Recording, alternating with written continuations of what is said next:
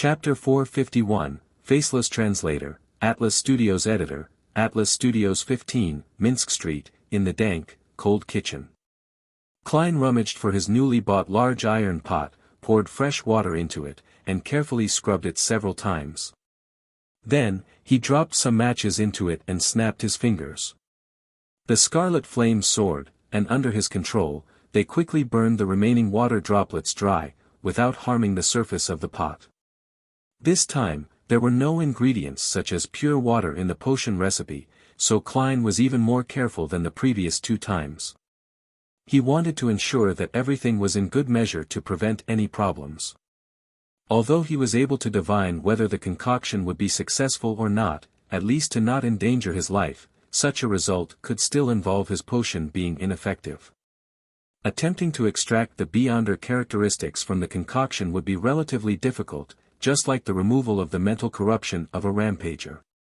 He would need the corresponding technique, methods, or rituals, and Klein wouldn't be able to gather a second round of ingredients within a short period of time either. After finishing his preparations, Klein took a deep breath as he looked at the neatly arranged boxes.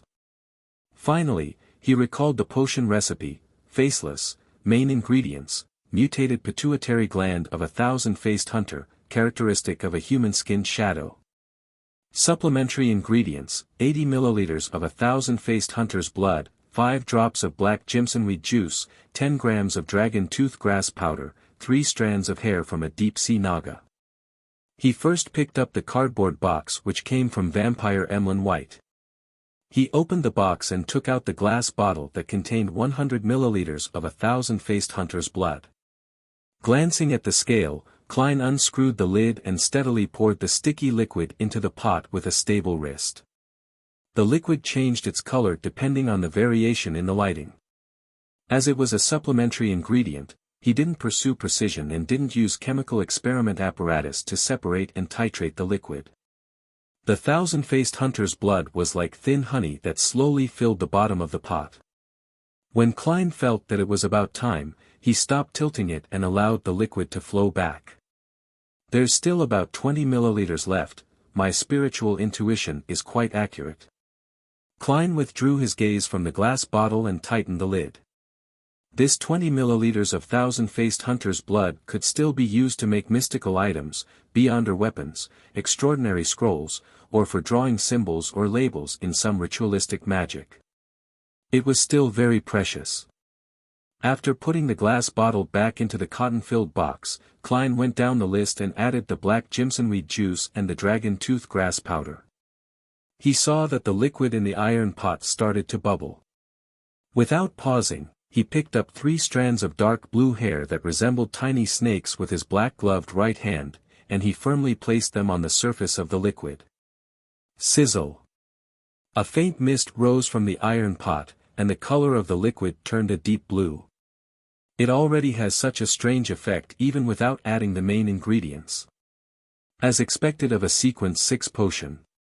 Klein reached out and grabbed the silver tin box which Vampire Emlyn White had thrown in as well. With a snapping sound, Klein opened the lid of the box, revealing a peach-like item inside. He didn't directly touch the thousand-faced hunter's mutated pituitary gland. Instead, he placed the tin box over the top of the pot and overturned it. A yellow-brown object with the grooves and ridges of a brain fell in, crashing into the dark blue liquid. At this moment, no liquid droplets splashed up, and the pituitary gland that was constantly changing its shape silently melted. The colors of gray and yellowish-brown quickly merged with the dark blue, and the bubbling suddenly increased in size. At this point, Klein was a little nervous, but he controlled himself. He picked up the last box and overturned the huge diamond-like human-skinned shadow characteristic into the pot. All of a sudden, the mist converged, and even the glow of the gas lamps showed signs of being attracted and devoured as the room turned darker. When everything returned to normal, Klein finally saw what the final potion looked like. It was blackish-green all over, and from time to time, it would produce a bubble the size of an eye, and as if it had a life of its own, it would produce a burping sound every few seconds. When the bubble reached the surface, it would immediately burst, and during this process, it would reflect light in a myriad of colors. The colors combined to form a picture of different faces, and the facial features seemed to be a random combination. Klein picked up the iron pot with one hand and poured the liquid inside into a glass bottle that he had prepared beforehand. Because of a potion's characteristics, not one bit was left in the pot. Using divination to confirm that the degree of harm was acceptable, which meant that the potion had been successfully concocted, Klein took the faceless potion bottle and walked steadily back to the second floor, entering the room with the curtains closed.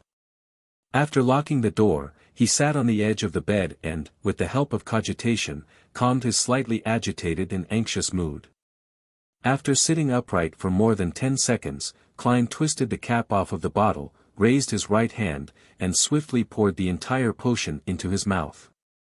A slightly tingling sensation swished in his mouth and esophagus, and finally, it fermented into a numbing sensation that made him lose his senses. Klein's psyche seemed to be extracted from his body as he had the feeling of being a bystander and saw his mouth, nose, ears, and eyes melting. His entire face was melting. In just 2 or 3 seconds, his face and head had turned into what seemed like scorched white wax. His body was similarly abnormal, it was as if his bones and skin were being melted by blood. No, I can't allow such a situation to continue developing. Klein knew that if he didn't keep it under control, he could be on the verge of losing control at any moment. As a spectator, he tried his best to pull his thoughts back to his body, trying to visualize the layers of stacked spherical lights and maintain his state of cogitation. After a brief but repeated attempt, he finally felt his body once again. He tried his best to control every tiny part of his body to hold on to his lower limit. As the melting and dissolving assaulted him again and again, Klein lost sense of how long he held on for, but when it finally came to an end, he regained the feeling that his body belonged to him. At that moment, he knew that he had finally broken through the threshold and was now a sequence 6. He was now a faceless. Klein didn't sweat, but he was mentally exhausted. He barely got to his feet and walked to the full-length mirror, trying to observe what he looked like. Under the gas lamp's illumination, he took 2 sudden steps back and caused the floor to reverberate. The scene in the mirror was extremely shocking. Klein saw that his face and exposed skin were covered with dense, pale granules. It would make any normal creature who saw those go numb and subconsciously resist. The more timid ones might even lose their mind. Despite knowing the acting method, and having completely digested the magician potion, my advancement to sequence 6 was still rather difficult. I was only 2 to 3 steps away from losing control. I wonder how much of a risk those beyonders who relied on the accumulation of time and barely qualified to consume the potion faced. The probability of failure definitely isn't low. It's no wonder sequence 7 is relatively common among the members of the churches, and they will shoulder the responsibility of captain or bishop, while the number of people at sequence 6 begins to plummet. Klein closed his eyes and sat back in his chair. With the help of cogitation, he was able to restrain his overflowing spirituality and recover from his exhaustion. After about 10 minutes, the disgusting granules on his body had completely faded and merged into his flesh. Phew! Klein exhaled, walked back to the full-length mirror, and he looked at his full-bearded appearance. Suddenly, his facial hair began to squirm. His flesh and skin began to undergo a bizarre change like half-melted wax. Within a second or two, Klein had reverted to his original appearance: black hair, brown eyes, ordinary facial features, a clean face with a deep outline, and a somewhat thin body. He quietly gazed at his past self and stretched out his right hand to press it against his face. With a gentle touch, Klein's face changed again. His nose bridge was high, his lips were extremely thin, and there was a tinge of elegance in his handsome face. There was an unconcealable pride in his appearance. It was none other than vampire Emlyn White. A little too short. He laughed at himself. At this moment, the bones and ligaments in his body began to produce cracking and snapping sounds as his entire body suddenly soared up a little. He now looked identical to Emlyn White, externally. I've noticed that I can accurately recall the exterior appearance and temperament of every person I know, and I can grasp their unique scent. Klein's pores squirmed, and his body changed accordingly. The smell of his body became different as a result of this. He looked into the full-length mirror again, letting his hairline slowly recede, and he changed the color of his eyes into a deep gray. Without a sound, Dunn Smith seemed to come alive again, and he was staring at the team member who always came to him to report on unusual matters. Letting out a breath, Klein returned to his original form, but the corners of his mouth remained curled upwards. He thought for a moment, took a few steps back, and looked at the magazine, Ladies' Aesthetics, which he had bought to look at fashionable beauties, and he noted down the appearance of the actress on the cover. Then, he went back to the full-length mirror and wiped his face with his right hand. When he looked in the mirror again, he saw a young lady with black hair that went past her shoulders and delicate facial features. It really works. Klein looked down at his chest, but he didn't see any protrusions. Trying hard to control his body, he managed to create a pair of cups by moving his fat and some of his flesh. However, there was nothing he could do about his lower body. That is to say, it is just a superficial change in appearance, nothing fundamental. Also, I can only grow taller or shorter by 10 centimeters at the moment. Going beyond this range would be difficult. Also, there's a limit to the enlargement and shrinkage of the head. For example, I can't mimic Father Yatravsky's half-giant head at all. Also, I can only observe the appearance and temperament of the target in an instant, without knowing anything related to him. It's easy for me to be exposed when facing a spectator like Miss Justice. In the clown stage, the clown restrains the spectator, but in the faceless stage, it is actually somewhat restrained by the spectator. Interesting.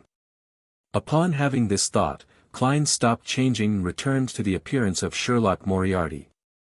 Divination, fighting, as well as a magician's beyonder powers, have all been enhanced. As for how much they've improved, it can only be confirmed through practice.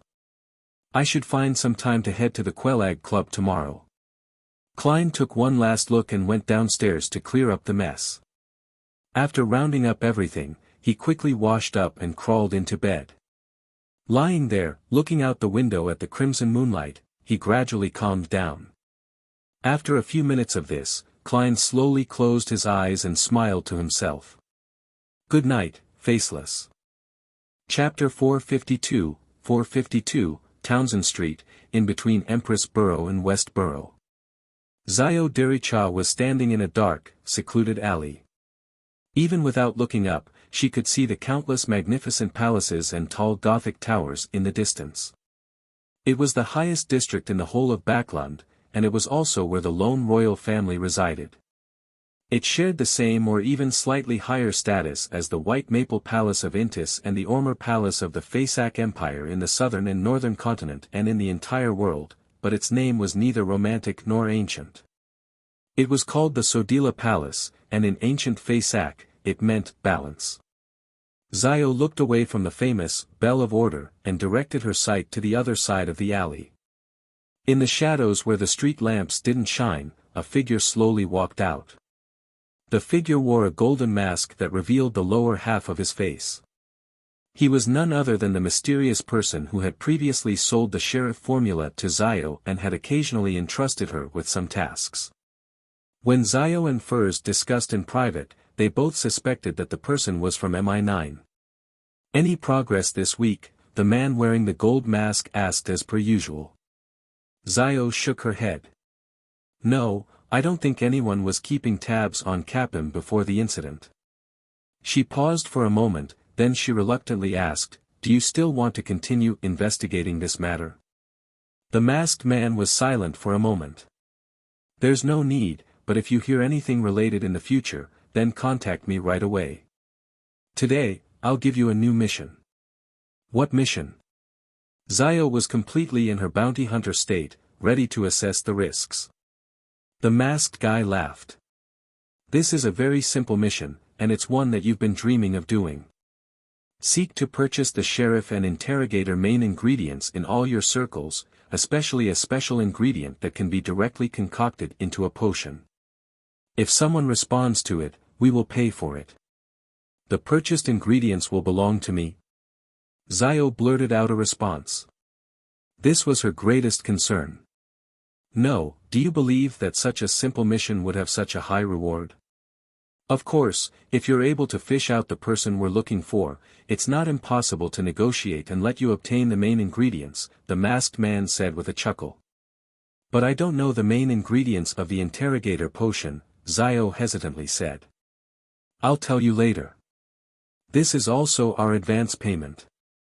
Even if we don't find the target, you'll have the main portion of a sequence 7 potion formula, worth more than 600 pounds. I think you're fully aware of our generosity, the masked man said in a bewitching tone. Generous indeed. Who's their target, and why are they willing to pay such a high price to find them?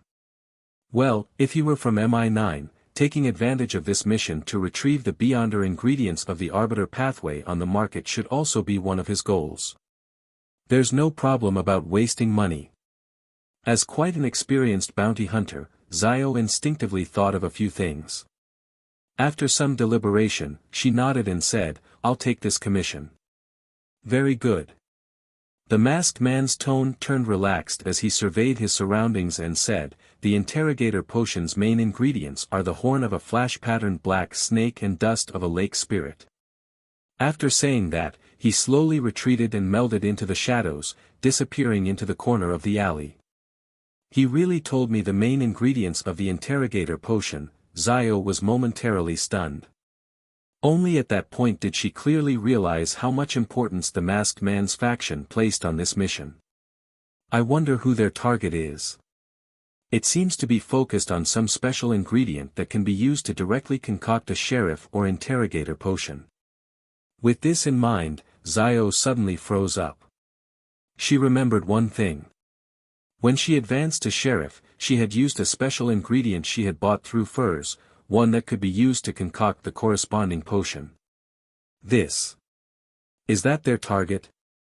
Zio instinctively decided to keep silent on this matter, to never tell the masked man anything. She rubbed her fat baby cheeks and walked towards the street outside, ready to take a public carriage back to Sherwood Borough. At that moment, she saw a brown carriage drive past. Her eyes were instantly attracted by the coat of arms on the carriage. The coat of arms consisted of a single flower and 2 rings. There was nothing special about it, but Zio stared at it in a daze as though her gaze had frozen. It was only when the carriage was far away, did she withdraw her gaze. Her mood immediately reached rock bottom. It didn't turn for the better, even when she returned to the shared rented house. Seeing that her friend was in a bad mood, Furs poured 2 glasses of red wine and brought them to her. What happened? She sat across her and pushed one of the glasses toward Zio. Zio looked down at the red wine. After a full 2 minutes of silence, she said in a slightly hoarse voice, on the way back, I met someone I used to know. Who? Furs asked, cooperatively. Viscount Stratford, Zio replied to any question she received without elaborating. Furs thought for a moment and then she said, this Viscount seems to be the captain of the Royal Guards.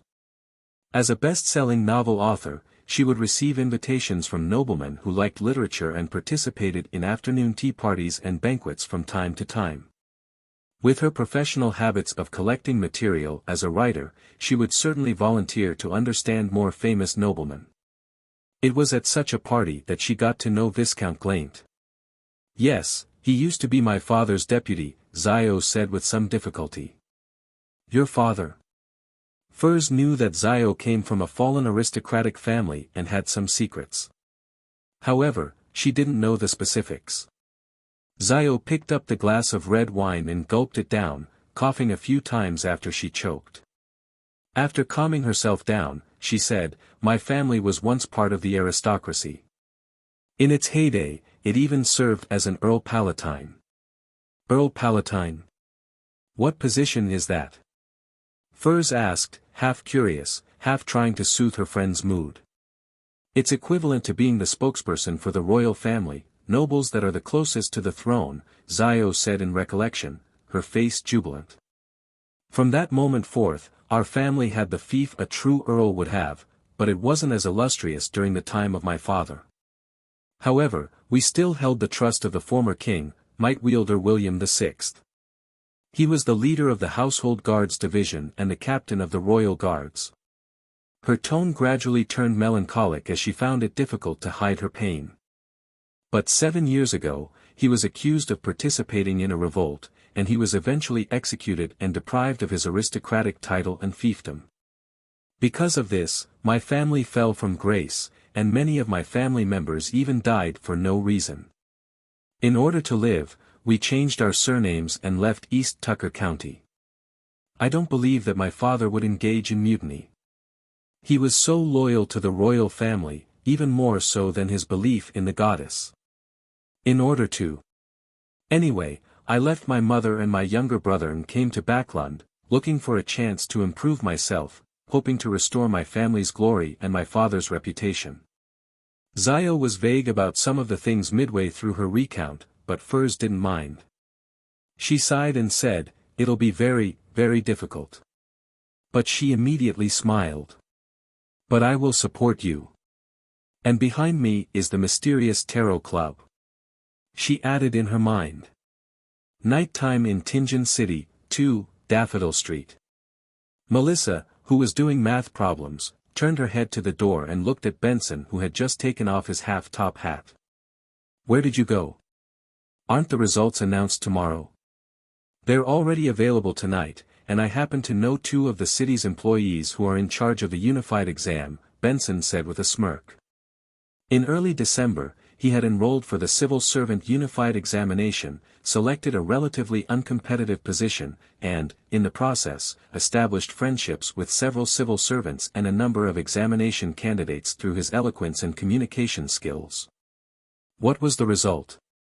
Melissa unconsciously put down the fountain pen in her hand.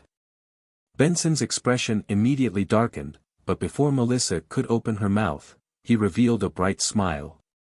"I passed. And I'm ranked quite high." "That's great." Melissa stood up and took 2 steps forward.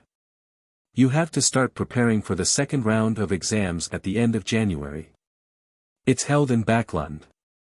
I need to prepare your luggage for you ahead of time. When are you planning on leaving?" Seeing his sister's concern, Benson walked into the living room, smiled and said, "I plan to do so after the new year. We'll go to Backlund together and rent a house there. Regardless of the success of the exam, I'm prepared to stay in Backlund and try my luck. And you can take advantage of the New Year's holiday to transfer to the technical school in Backlund to prepare for the entrance exam at the Backlund University of Technology and Industry in June." Just a month ago, the Backlund University of Technology and Industry had been reorganized and officially upgraded to a University for Industry and Technology. Melissa's lips unconsciously pursed as she quietly listened. She looked around wistfully and replied softly, "Okay." Friday afternoon at the Quelag Club. Klein walked out and hired a carriage to head for Prince Edisac's Red Rose Manor. It was the place where Talim had gone to a few days before his death. As a qualified detective, he would be completely unworthy of the £100 he was paid, if he didn't hold any investigations there. "No matter what, I still have to put on a convincing act," Klein muttered as he sat in the carriage and enjoyed the scenery outside the window. After his morning practice, he had roughly grasped the range of improvements in every aspect. Flame controlling, flaming jump, and other beyonder powers had become about 30% stronger. The might of air bullets and the length of the underwater breathing pipe had even increased several-fold. His divination and combat skills had also received a substantial improvement. Paper figurine substitutes and damage transfer didn't experience much change, but because of the growth of his spirituality, the number of times that they could be used had increased. Klein finally arrived at Red Rose Manor amidst the rumbling journey and informed the 2 soldiers guarding the entrance of his purpose. After passing the news, he met the old butler from before. "You can ask everyone here. The white-haired elderly butler paused, then added, "Except that lady. That's what I want. I don't want to get into trouble." Klein laughed casually. "All right." Chapter 453, 453 Red Rose Manor, outside the luxurious rooms filled with all kinds of antiques. Klein stood at the door and asked the sixth maid he had met today. The young maid was wearing a black and white servant dress that had the characteristics of the times. She was pretty, in her prime, and had natural curls to her brown hair. She had a hint of playfulness on her face. "Who does Mr. Talem meet when he visits?" Klein repeated the question numbly. The maid replied almost without a pause, "Mr. Talem usually requests to meet His Highness, or to accompany him in riding horses, or to discuss matters. If His Highness happens to be absent, he will meet with that lady. They are very good friends. He receives permission from the butler. Talem is good friends with the commoner lady who Prince Edisac likes. Meeting in private from time to time. It was likely that he was persuading her to leave this place, so as to not affect the reputation of the prince." Klein nodded thoughtfully. I mean, Mr. Talem and the young lady, what would they talk about?" When he asked this question, Klein suddenly recalled how Talem had fallen in love just recently. With his rich experience from the information age, he somehow came up with an extremely contrived romance story. The maid wasn't afraid of the detective. She smiled, shook her head, and said, "At times like these, we're all asked to leave the room." This. Even more than ever, Klein couldn't resist making associations, even to the point of changing the colors one of Prince Edisac's hat and helmet. Without waiting for him to ask any further questions, the maid chuckled and said, "Detective Moriarty, if you want to find out exactly what the lady Mr. Talem were talking about, you can ask her directly. The old butler doesn't permit that." Klein confidently pushed out his scapegoat. He changed the topic and said with a smile, "You seem to know more than the other servants. You even know to call me Detective Moriarty." The maid looked around, maintained her smile, and said, "It's because I've been serving the lady during my rotations. She's always wanted to meet you, Detective Moriarty. After all, she's close friends with Mr. Talem and cares a great deal about his death. Unfortunately, she always ends up missing you." "Always?" Klein was sensitive to the words, "always," "just happened," and "missed." The maid nodded seriously and said, "The first time His Highness invited you to be his guest, she intentionally threw a tantrum and wanted to take advantage of the opportunity to walk downstairs to meet you. Who knew that you would leave in a hurry? Afterwards, she took the initiative to represent His Highness to place flowers on Mr. Talem's grave, but as she didn't know what you looked like, she wasn't able to find you. And today, she just happened to go to the golf course out back to relax on horseback. Otherwise, even if the butler didn't allow it, she would have tried to find a way to meet you. What a coincidence." Klein sighed as he suddenly grasped a crucial point. On the day of Talem's funeral, it was the commoner lady he loved who had offered flowers in the prince's place. On that day, Klein was most concerned about the lady with the black veil and the sapphire ring on her finger. She might have a grade 0 sealed artifact or some powerful existence of an equal level. All of a sudden, a thought flashed through Klein's mind: the woman with the sapphire ring on her finger was wearing a long, heavy black dress. Accompanied by two maids, she slowly disappeared into the distance. One of the ladies had brown natural curls. The image of the maid quickly overlapped with the one in front of Klein, and it was abnormally identical. Klein's body tensed up, and sweat rolled down his back, but his expression didn't change at all. Using the abilities of a clown, he pretended like he was recalling the event, and he asked with a smile, "Were you with that lady on the day of Talem's funeral?" The maid replied without much thought, "Yes." "Damn, it's really her." Klein maintained his smile. "Very well, next question." As if nothing had happened, he began to inquire about other things, then he switched to another servant and continued. "However, Klein secretly shortened the process and sped up the progress. He wanted to leave Red Rose Manor before the young lady returned from her riding. At 4 o'clock in the afternoon, before the sky had turned dark, Klein left the manor much earlier than expected and took the carriage sent by the old butler back to the city. Sitting in the window with his back against the wall wrapped in silk and muslin, he was relieved to have the energy to reflect on the whole situation. It was Prince Edisac's beloved commoner lady who had cursed Talon. Why did she have to deal with a descendant of a fallen noble family?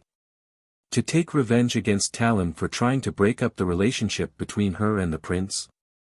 But there's no need for her to do it herself. She can find a chance to mention it while in bed. Prince Edisac has plenty of ways to make Talon disappear without a sound. Talon was in a state of deep love before he died. Yes. The first sign was after he successfully persuaded the commoner lady to leave Prince Edisac. They had an affair. So, the commoner lady who was brought back to the manor killed Talon in order to silence him and remove any latent dangers. Logically speaking, it makes sense, but the problem is how could a person with a grade 0 sealed artifact or a powerhouse of an equivalent level be restricted by Prince Edisac? Even if the Augustus family is an angel family, with the accumulation of enough knowledge, they would still need to use tremendous strength and special methods to be able to restrain someone like that. This isn't something a prince can do. Besides, how could such a figure have taken a fancy to Talon? Why does she want to see me all the time? Did she sense that I'm using the grey fog to spy on her? No, if that were the case, I would have been buried with Talon on the day of his funeral. Besides, when she first wanted to see me, I didn't have any blood, hair, or belongings. I hadn't made any divinations yet. Klein was puzzled as he thought about it. In the end, he decided to bury the problem deep within his heart. He wasn't to probe or investigate. I hope that the machinery hive mind, with my earlier reminder, will pay importance to this matter of noticing the royal family's abnormality. Yes, they might regard it with great importance, not because of Prince Edisac's reputation, but for another reason. I hope the royal family continues to prevent the lady from visiting me. After a few days, when the time is right, I'll relinquish this mission, express how powerless I am on this matter, and then use the excuse of going to the south for a holiday, to change my identity and hide for a while. Klein's heart gradually calmed down. Evenings in Backlund were always replaced by dark clouds and drizzling rain, and Klein, who felt physically and mentally exhausted, held down his half-top hat and walked quickly across the wet street to No. 15, Minsk Street under the illumination of the street lamps. After resting for a bit and taking advantage of the dark surroundings, he took 4 steps counterclockwise and went above the grey fog. After advancing to sequence 6 Faceless, he had always wanted to check the mysterious space to see if there were any changes. However, as he was too tired last night and couldn't wake up in the middle of the night, he had to wait until he was done being busy outside. In addition, Klein had to eliminate any interference in order to divine a particular matter. That was, after this advancement, when his spirituality wasn't stable yet, he didn't hear the illusory ravings of Hornacis. Phlegria. Hornacis. Phlegria. Hornacis. Phlegria, anymore. He wanted to know if this was a natural change after ascending to sequence 6, or if there was some other reason. Within the majestic palace, the modeled bronze tables and the 22 high-backed chairs with different symbols on their backs stood quietly, as if they had remained unchanged since time immemorial.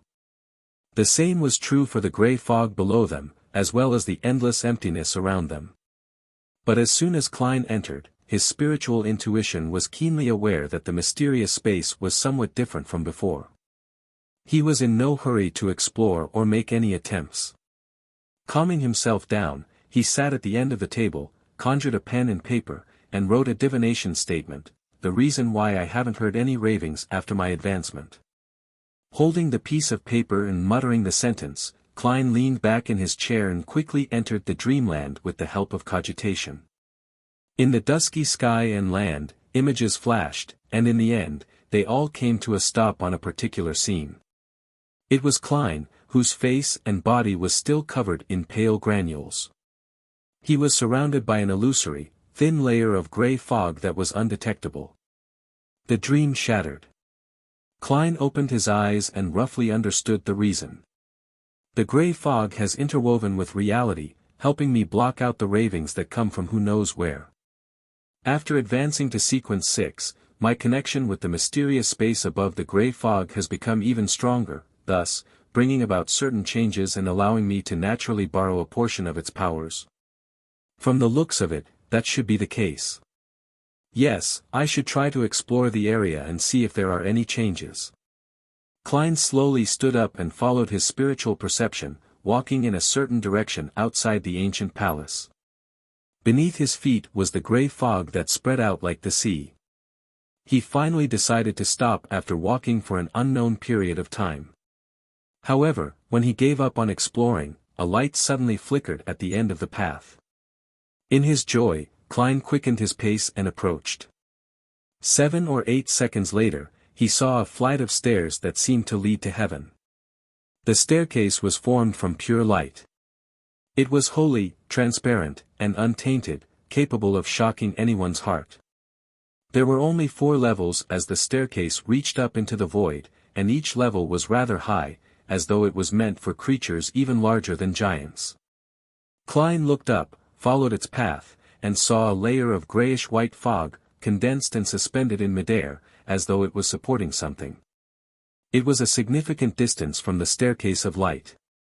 The 4-stepped staircase represents my consumption of the sequence 9, sequence 8, sequence 7, and sequence 6 potions. What exactly is above that layer of fog? Klein cautiously advanced until he reached the staircase of light and stepped onto it. There was nothing odd about the steps, and they were as solid as stone.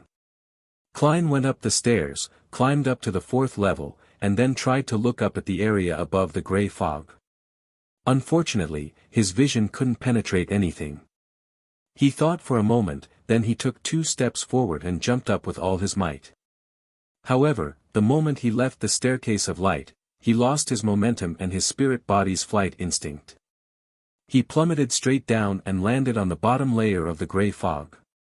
Looks like I need to advance another 2 to 3 other sequences. If sequence 4 really does result in a qualitative change, then I should be able to see after becoming a demigod. Klein looked up and made a judgment. Chapter 454, Who Am I? Translator, Atlas Studios Editor, Atlas Studios. After looking around, Klein, who had found nothing else, returned to the stone pillar-propped ancient palace. He sat at the head of the long bronze table with his eyes half closed. He examined his spirituality growth with the number of members he could draw in. Including the empty positions that I could handle from before, I can still recruit 4 new members. However, there are no suitable targets at the moment. Klein shook his head and muttered before returning to the real world to busy himself for a good dinner. After slicing potatoes, boiling beef, adding onions, and stir-frying them for a while, as well as sprinkling seasonings like sugar and pepper, Klein poured the prepared hot water into the saucepan, covered it with a lid, and turned the fire down. I have to admit that a magician's flame controlling is a good helper in the kitchen. Ever since I got it, my culinary skills have clearly improved. If it wasn't for the loss of control, the monsters, the searches, and the evil gods, the world would be at peace and perfect if everyone was dedicated to using their abilities without causing public damage. Klein sighed and left the kitchen to enter the living room. As the light from the wall lamps spilled out, Klein, who had been planning on flipping through magazines and wait for the appropriate time to throw in the potatoes, carrots, and the proper amount of salt, he couldn't help thinking about how to act as a faceless. Just after waking up this morning, my spirituality had completely stabilized. I discovered that although there aren't any signs of digesting the faceless potion in me, I do have a certain level of harmony. This is a phenomenon that never happened after consuming the seer, clown, and magician potions. With this in mind, Klein looked up at the oriel window. As it was already dark outside, it had become like a mirror, faithfully reflecting Sherlock Moriarty with his black hair, brown eyes, beard, and gold-rimmed glasses. Klein nodded thoughtfully. Perhaps it's because I've always been acting as Klein Moretti. Yes. In a way, Sherlock Moriarty is just Klein's disguise, not someone else. Although I've received many memory fragments and gained some of the original's feelings that previously existed, in essence, I'm still a guest from an alternate world. I am Earth's keyboard warrior, Zhou Mingrui. I've been through so much in the last 5 months that sometimes I even think I'm Klein Moretti. Amidst the silence, many thoughts flashed through Klein's mind, giving him a lot of insight. However, I'm still Zhou Mingrui, who's donning the skin of Klein Moretti. Someone who has never given up the idea of returning. He slowly closed his eyes. When he opened them again, the figure reflected on the oriel window had already changed. It was a young man with dark brown eyes and short black hair. His facial features were unremarkable, and he appeared refined, but he had obvious eye bags with an inkling of a double chin. This was Zhou Mingrui from Earth. Long time no see. Klein sighed, raised his hands and rubbed his face. By the time he lowered his arms, he was back as Sherlock Moriarty. After this period of contemplation and adjustment, he inexplicably felt that the gap between his spirituality and the potion had reduced significantly, and there were signs of them slowly blending together. No wonder Nimblewright Master Ozago's teacher, yes, perhaps his teacher would say that you can disguise yourself as anyone, but you are ultimately yourself. This is likely a core rule of a faceless acting method. Once one forgets this point, it would be easy to forget yourself amidst the constant changes, eventually turning into a monster. Klein felt enlightened when he recalled what he had previously obtained via spirit channeling. He crossed his right leg and leaned back, quickly coming up with a plan for the future. Search for and conclude the actual acting rules for a faceless. In the Beyonder circles of Backlund, through the Tarot Club, gather information about mermaids, in preparation to complete the ritual at sea. Directly or indirectly get the Solar High Priest potion formula to help Little Sun advance to Sequence 7, so that he has the clearance to obtain the method for removing a rampager's mental corruption on a Beyonder characteristic. But I can't fully place my hopes on Little Sunday. I should still attempt to look. Klein, whose mood was slowly turning staid, snapped his fingers, reducing the stove's fire in the kitchen as the fragrance of beef emanated. At that moment, he heard the doorbell ring. The visitor was none other than Lawyer Jürgen. Even though it was drizzling and the ground was wet, Jürgen was still dressed meticulously. He even wore a vertical collar. "What's the matter?" Klein, who was very familiar with Jürgen, didn't make any small talk and directly asked. Jürgen put away his black umbrella, patted a few drops of water off of his double-breasted frock coat and said, "Sherlock, I'm leaving Backlund on Monday next week to go south on a holiday with my grandmother. The warm environment and the clean air suits her very well." "That's excellent news." Klein took the initiative to deduce, smiling as he asked, "You want me to temporarily adopt Brody?" Jürgen shook his head gravely. "My grandma can't bear to part with Brody and insisted on taking him with her. I've already asked, as long as we put him in a cage and buy a full-price ticket, he can board the steam locomotive, but we have to keep the cage clean at all times to not pollute the air above. Honestly, the smell in the third-class carriage is enough to overwhelm the stench of cat poop." Klein chuckled. "Brody shouldn't be too happy to leave, right? But he's even more reluctant to part with my grandmother," Jürgen replied. He pressed his hat and changed the subject.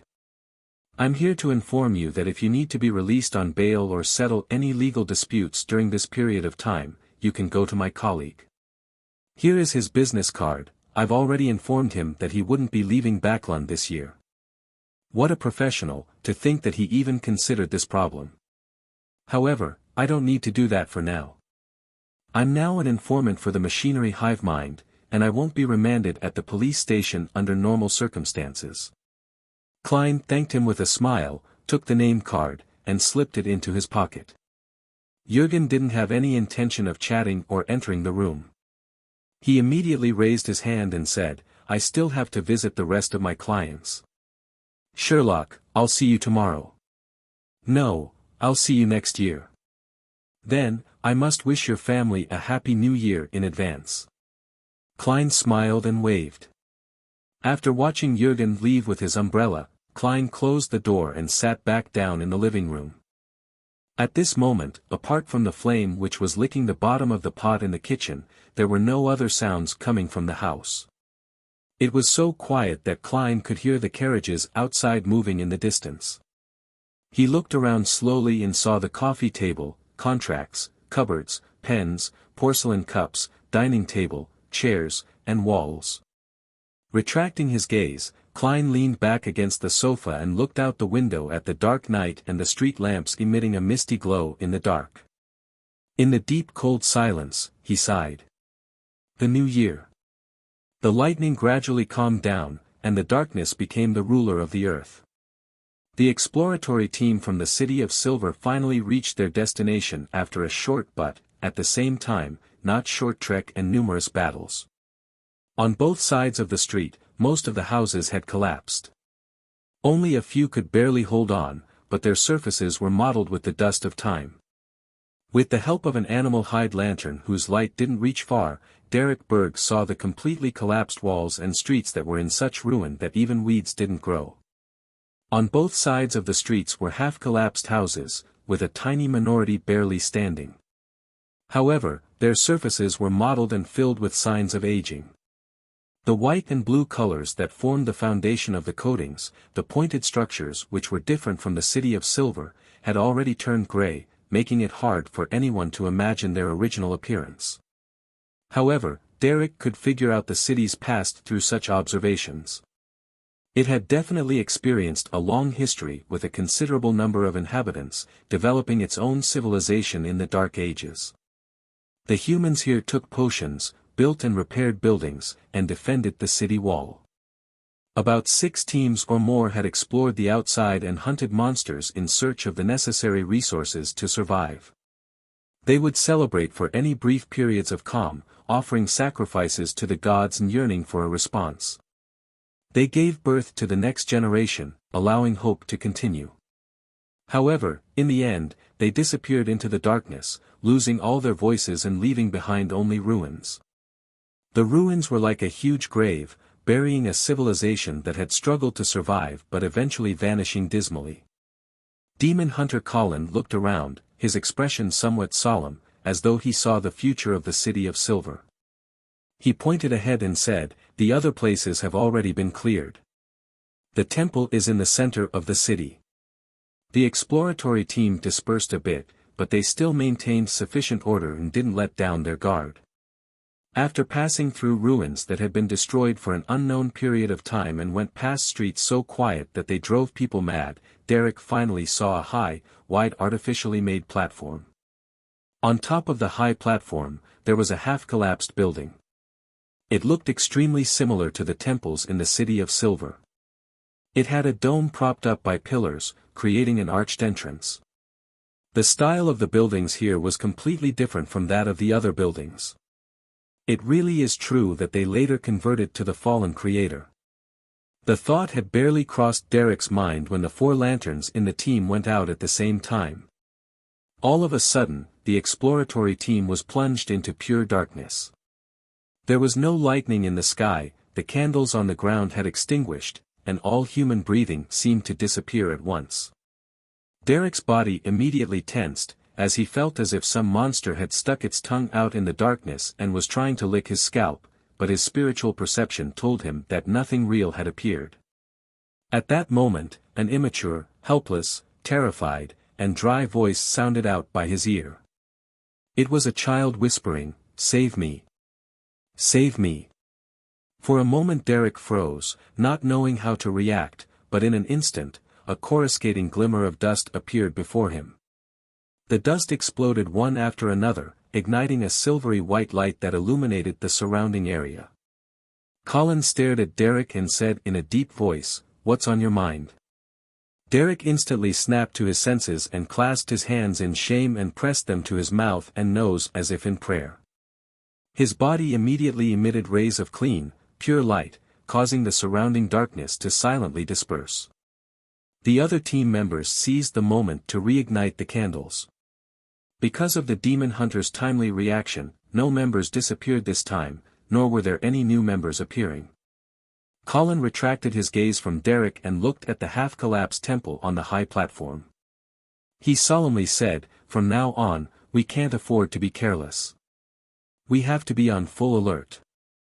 Chapter 455, 455. Within the half-collapsed temple, only a few stone pillars remained intact as they collectively supported half of the main hall. At the very front of the main hall, there was an altar covered in cracks. In the middle of the altar, there was a huge, pitch-black cross.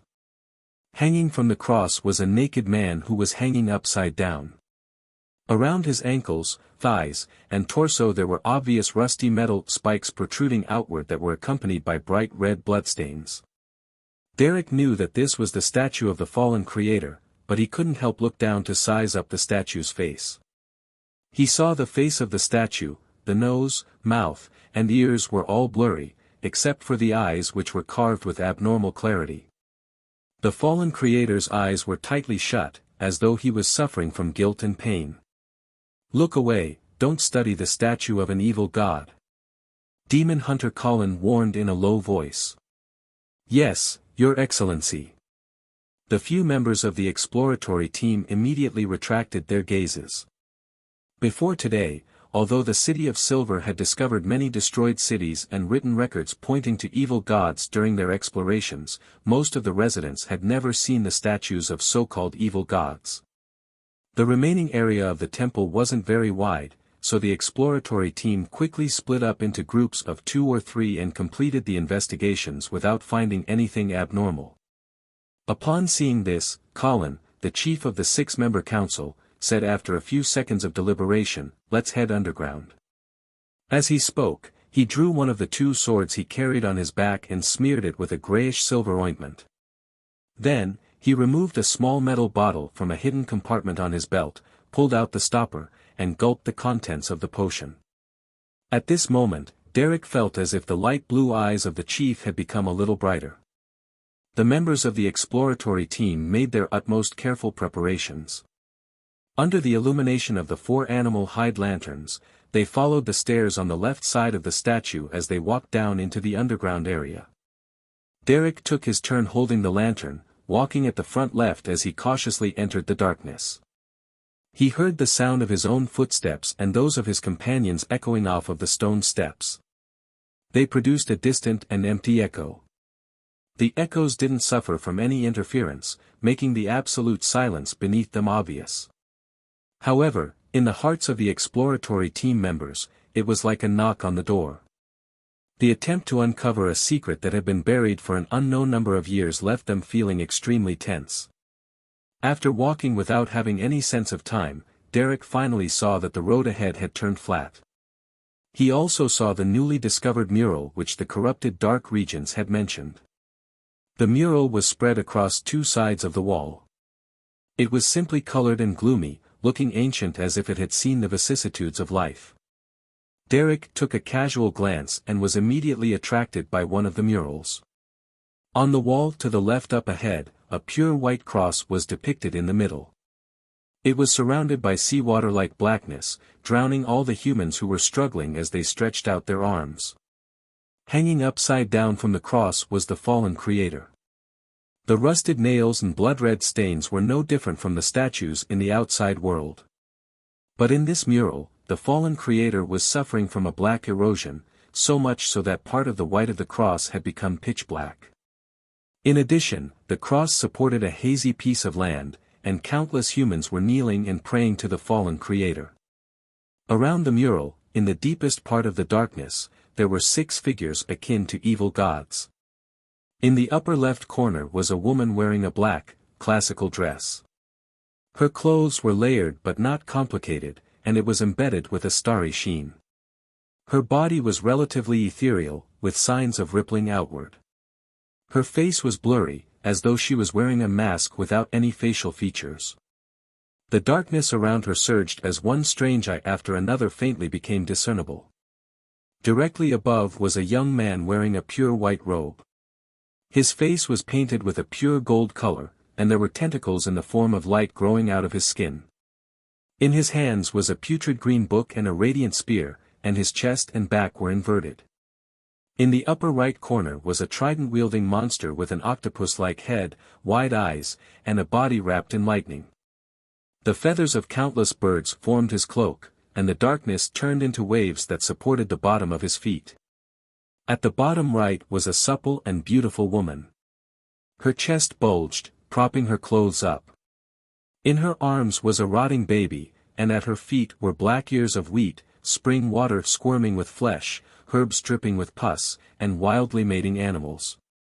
Directly below was an old man wearing a hood that revealed his mouth, wrinkles, and a white beard.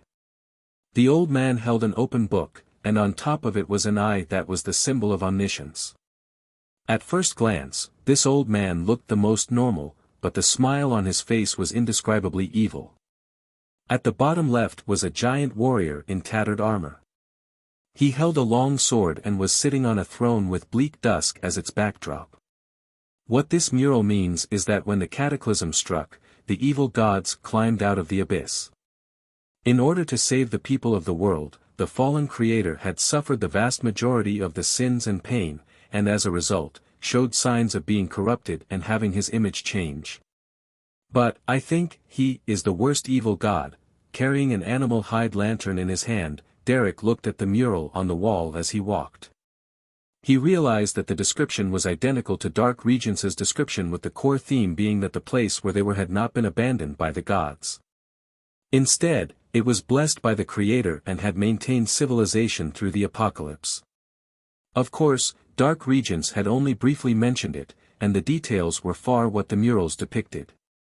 Throughout the entire process, Derek didn't let his guard down. He prepared himself in case any accidents were to happen so that he could respond immediately. Under the dim yellow light of the candle, the exploratory team went through many corridors, halls, and rooms one by one, delving deep into the temple's basement. Suddenly, a semi-open gray stone door appeared in front of them. Outside the door, a cluster of beautiful mushroom-shaped objects grew. They were palm-sized, with white stems and bright red heads, sparkling with dark golden specks. Upon seeing these mushrooms, the members of the exploratory team had their appetites whet. All they wanted to do was to rush over, pull out a stalk, and stuff it into their mouths. Gulp. Quite a few people swallowed their saliva. However, most of the people who were able to enter the exploratory team had rich experience and were of a relatively high sequence. Having received a warning beforehand, someone immediately stood up and said in a low voice, "Those are rotten flesh and hairy scalps." Derek knew this teammate and that his name was Joshua. He had successfully traded for a mystical item from a particular exploratory expedition. Joshua stretched out his left, scarlet-gloved hand at the door. With a flash of light, a burning fireball quickly took shape and shot out, landing directly on those extremely tempting mushrooms. Boom! The ground trembled slightly, and an inferno spread out to cover the space of 2 meters. By the time the fire subsided, all of the mushrooms had already disappeared, leaving only bits and pieces of flesh and blood. It left all of the Beyonders, who nearly failed to resist the temptation, disgusted. Demon Hunter Colin didn't interfere with the actions of the team. He quietly watched from the side, nodding from time to time. Why would there be mushrooms made from flesh and hair? Where did the flesh and hair come from? Joshua withdrew his left palm and muttered to himself in confusion. Another member of the team made a bold guess. The original inhabitants of this city? It's possible. Perhaps their deaths were a result of turning into pure flesh and hair, Derek agreed inwardly. After a brief discussion, the exploratory team split into several groups and cleaned up the hall outside the gray stone door. After doing all this, they regrouped and slowly passed through the door, ready to engage in combat at any moment.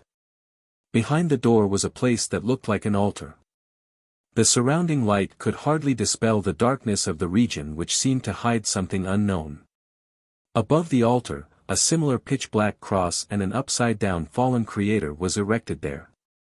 Carrying an animal hide lantern, Derek stood the closest as he instinctively swept a glance. His gaze suddenly froze because he discovered that the fallen creator statue here was different from the one outside. Its eyes were open. He had blood-red eyes and black pupils, staring straight at any intruders like it possessed life. Tat. Tat. Tat. Derek heard the chattering of teeth. He originally imagined that it came from a team member, but he soon realized that he was the one trembling. Although he didn't understand much about the evil god's dangers, his teeth were instinctively chattering at that instant. Tat. Tat. Tat. His teammates reacted similarly. At that moment, a speck of powder floated into the air. Demon Hunter Colin clenched his fist. Boom! As the sound of thunder reverberated through the air, Derek and the others suddenly snapped to their senses, escaping their nightmare state from earlier. Before they could investigate the area, the sound of weeping could be heard from behind the altar. Sob, sob, sob. Sob, sob, sob. In the chilling silence, Demon Hunter Colin calmly ordered, Derek, Joshua, go around and take a look. As a chill went through his body, Derek held the animal hide lantern and the axe of hurricane in his hand. Together with Joshua, he slowly walked around to the back of the altar. As the darkness was gradually dispersed by the light, they saw a black figure curled up behind the altar. After taking 2 steps forward, the shadow revealed its original form. It was a 7 or 8-year-old child, with soft yellow hair. He closed his eyes, as though he wasn't used to the light as he shouted in excitement, save me, save me. Derek's pupils shrank, and when he thought of the cry for help he had heard in the pure darkness earlier, he subconsciously lifted his axe of hurricane. At this moment, Demon Hunter Colin took a step forward and solemnly asked, who are you? The child stopped pleading for help and said reminiscently, my name. My name is Jack. After dinner, Klein put on his coat and hat in preparation to head out. He was going to find Miss Sharon, resolve the problem of the baronet digging up a tunnel, and ask for clues about mermaids. He wanted to complete these matters before Detective Sherlock Moriarty headed south for a vacation. Chapter 456, Playing Ghosts. Translator, Atlas Studios. Editor, Atlas Studios. Outside the Bravehearts bar, a rental carriage briskly drove by. Inside the carriage, Klein, who was wearing a half-top hat, was sitting opposite Sharon, who was still wearing her black Gothic regal dress. Looking at the expressionless and pale face of his former bodyguard, Klein was at a loss on how to exchange pleasantries. He could only go straight to the point. I'm done with my preparations. Although Sequence 6 Faceless had only given him 1 beyonder ability, all the powers he had before had experienced a clear upgrade, resulting in a great improvement to his strength. This was the best form of preparation. However, a faceless powers could be deemed a godly skill in certain situations. For example, when being pursued or trying to infiltrate. Klein couldn't help but let his imagination run wild. Sharon listened quietly and simply said, tonight? She spoke with a slight rise in intonation towards the end to indicate an inquiry. If it's fine with you, then I'm fine as well, Klein responded, prepared. All right. Sharon nodded. After a few seconds of silence, Klein asked in deliberation, have you heard about anything to do with mermaids? Do you know where one can meet such a creature of legends? Sharon's blue eyes stared unblinkingly at Klein, as though she had transformed into a real doll. After a while, she emotionlessly said, there are no longer mermaids in places where humans can reach.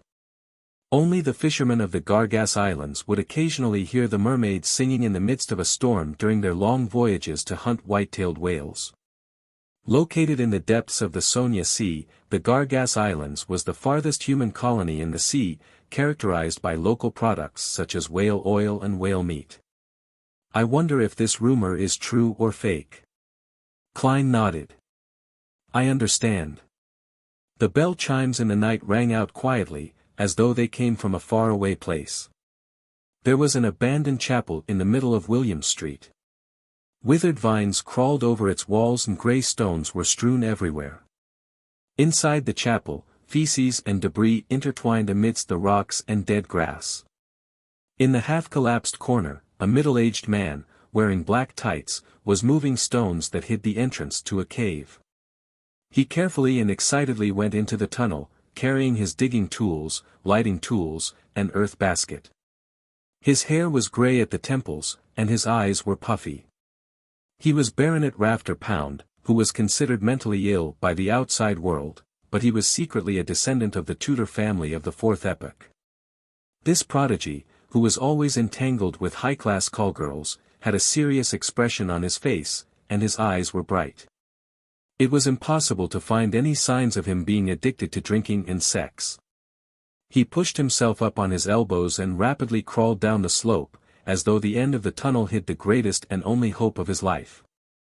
Not long after, he touched the wet mud and cold stone in front of him. This didn't extinguish Rafter Pound's enthusiasm. He repeated motions that he was extremely proficient with after having recently gained the experience. As he was digging, carrying, and moving things, an empty area appeared before him. It was a dark underground palace that was in front of him. Rafter Pound's expression immediately became crazed with excitement. He quickly moved forward and grabbed the black iron badge. The badge was a hand holding a scepter. Seeing this, Rafter Pound's eyes lit up as if they were on fire. Just as he put the black iron badge on his chest, everything in front of him shattered. He was still in the narrow and irregular tunnel, with wet mud and ice-cold stones in front of him. No, there was someone else there who was quietly watching him. He had no eyes, no nose, no mouth, no eyebrows, and no ears. Rafter Pound's pupils contracted. He could only feel a numbness rising along his spine from his waist down to the back of his head. Without even thinking about it, he immediately threw away all his tools and frantically retreated.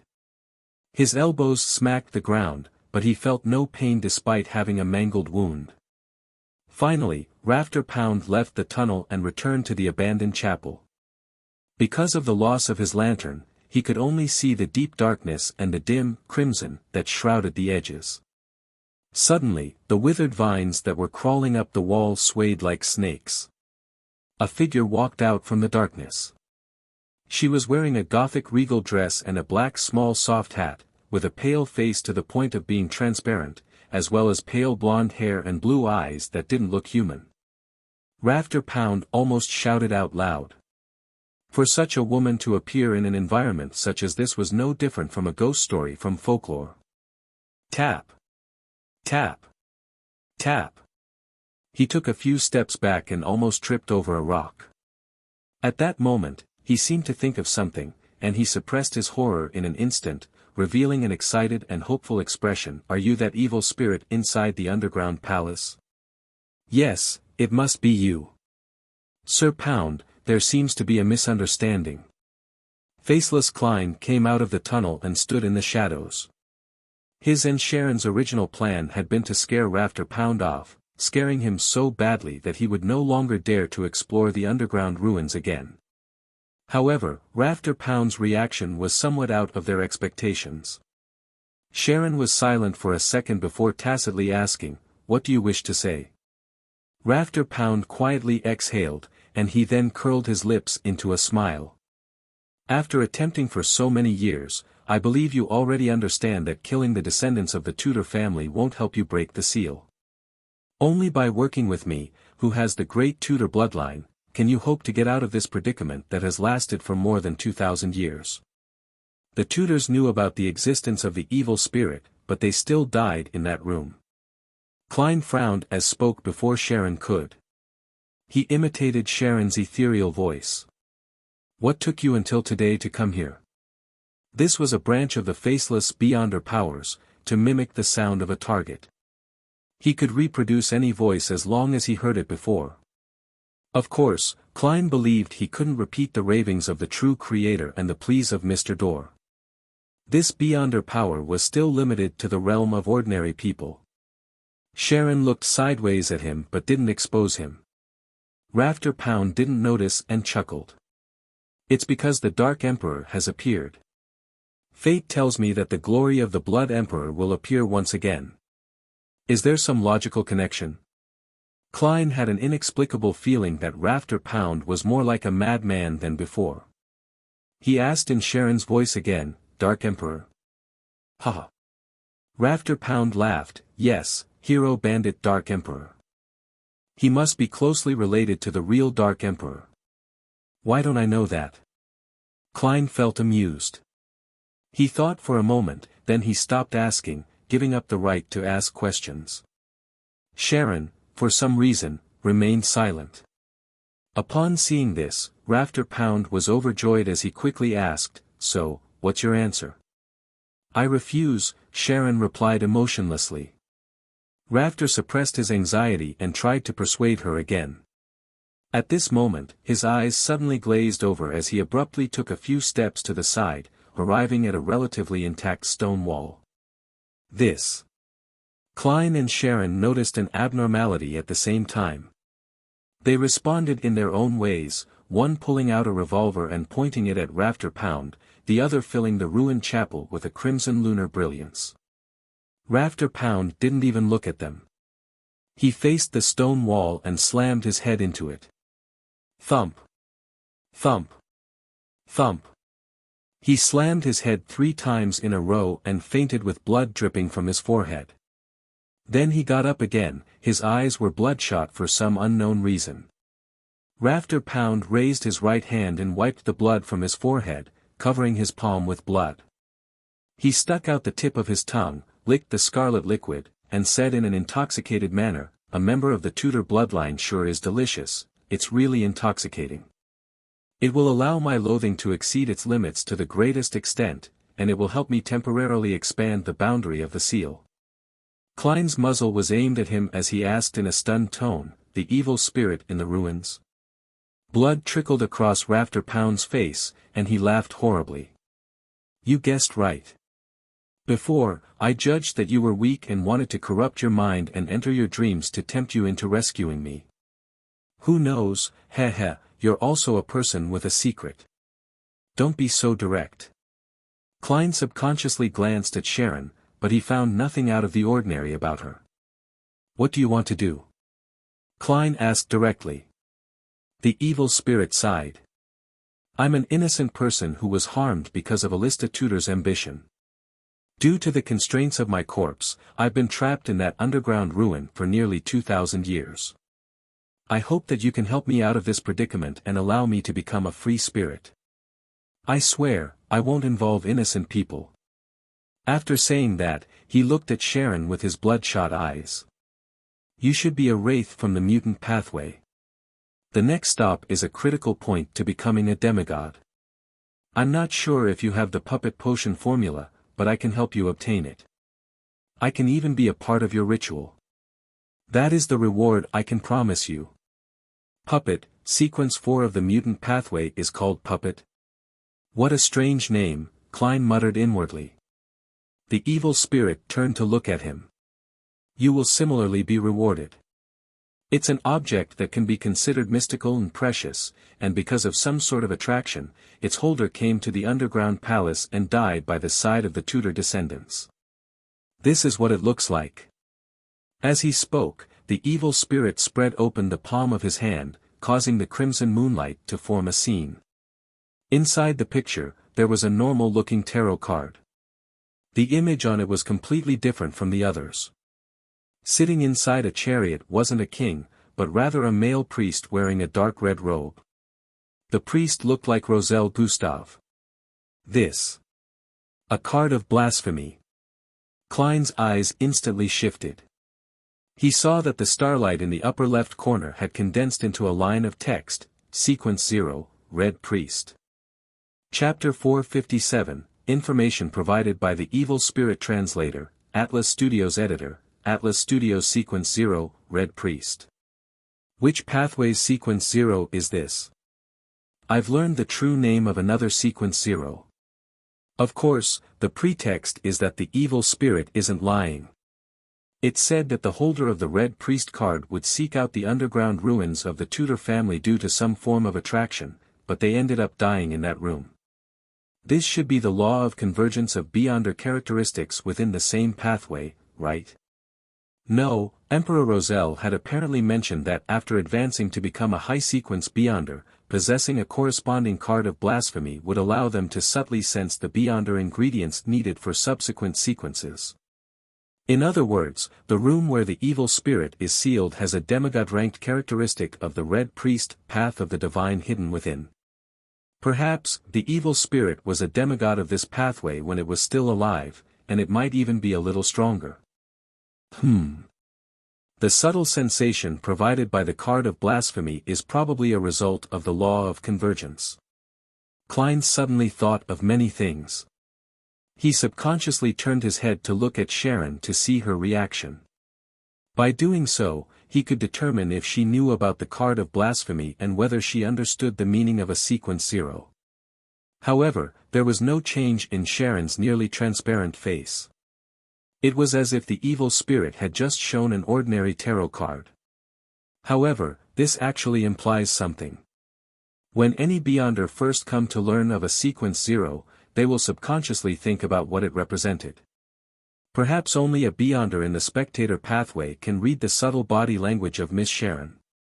Klein sighed to himself.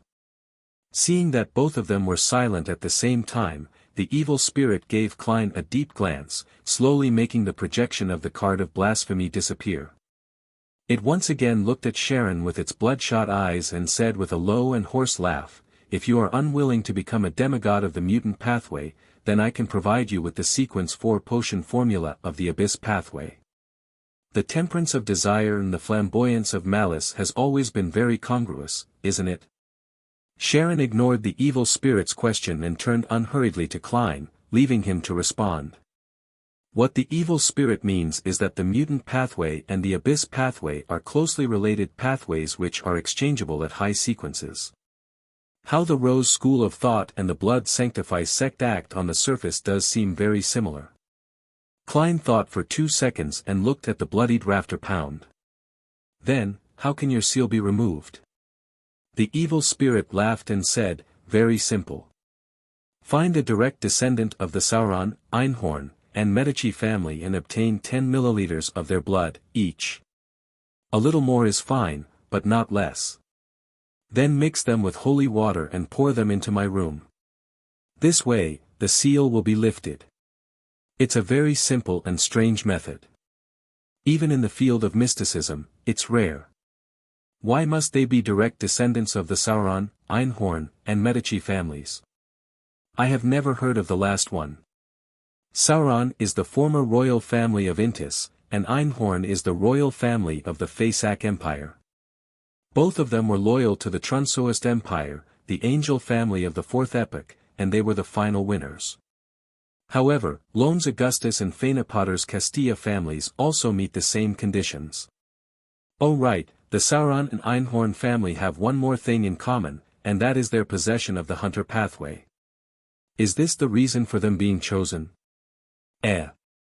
Taking the situation from before into context, the hunter pathway is equal to the Red Priest pathway. As he made a guess, Klein didn't conceal his doubts. I know about the Sauron and Einhorn families, but I've never heard of the Medici family. Very normal.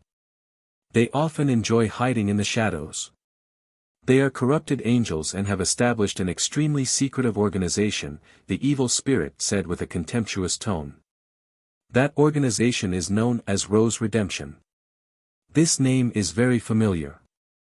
That's right, inside the abandoned temple of the true Creator that was recently found by the City of Silver, there is something similar written on a corner of a mural. They suspect that it's the name of the city or the creator of the temple. Now, from the looks of it, this symbolizes an extremely secretive organization that was founded by corrupted angels. They believe in the true Creator. What is their relationship with the Aurora Order? Klein pondered for a moment and said, "It's related to the true Creator." The evil spirit was silent for 2 seconds before asking in a low voice, "You know about Rose Redemption?" "I heard it by chance." Klein spoke the absolute truth.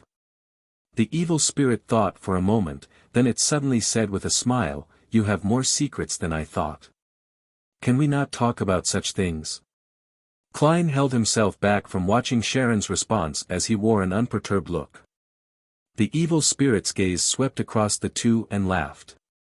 Rose Redemption has a close relationship with the birth of the true creator. It's impossible for you to imagine that certain people were once members of Rose Redemption, but they have since left it. As long as you find an organization that believes in the true creator and trace it to the very end, then there will be a chance of you coming into contact with Rose Redemption. It sounds a little like the Twilight Hermit Order, with one being the front side while the other is back side. Klein made an intuitive guess.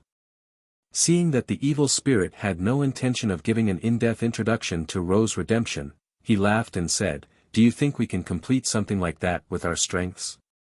The evil spirit was silent for a few seconds before saying, "Maybe you guys can try your luck in Beanshi Town." Beanshi Town? Where's that? Despite Klein's repeated questioning, the evil spirit refused to reveal anything else.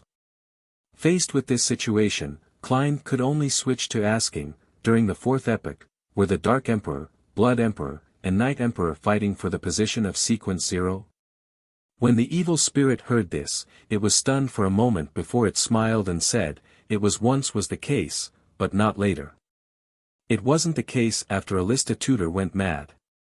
Alista Tudor was that Blood Emperor? Klein sought confirmation. The evil spirit nodded. Yes, there has only been one Blood Emperor, that lunatic, Alista Tudor. Heh. The descendants of the Tudor family have all inherited the madness of that bloodline. They're usually crafty, devious, careful, and cautious, but at critical moments, they can become reckless and not consider the repercussions.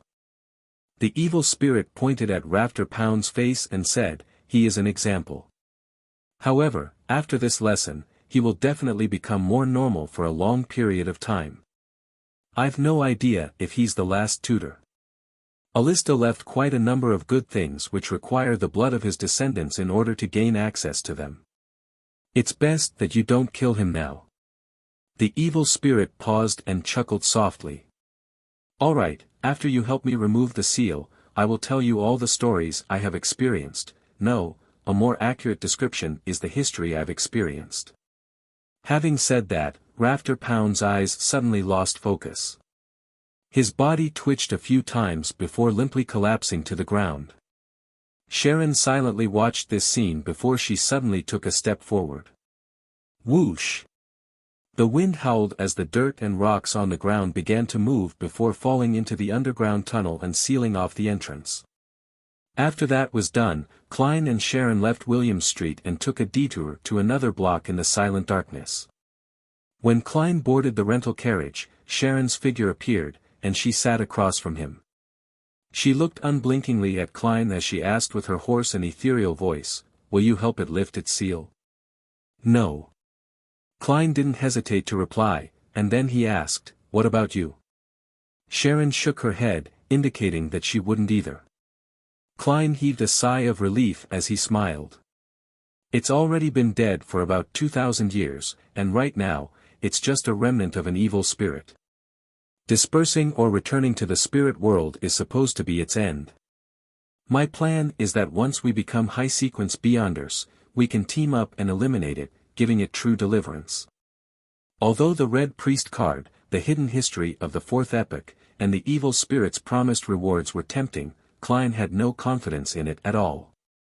In his mind, he would always recall the scene of the evil spirit's corpse sitting on a high back chair with its head lowered.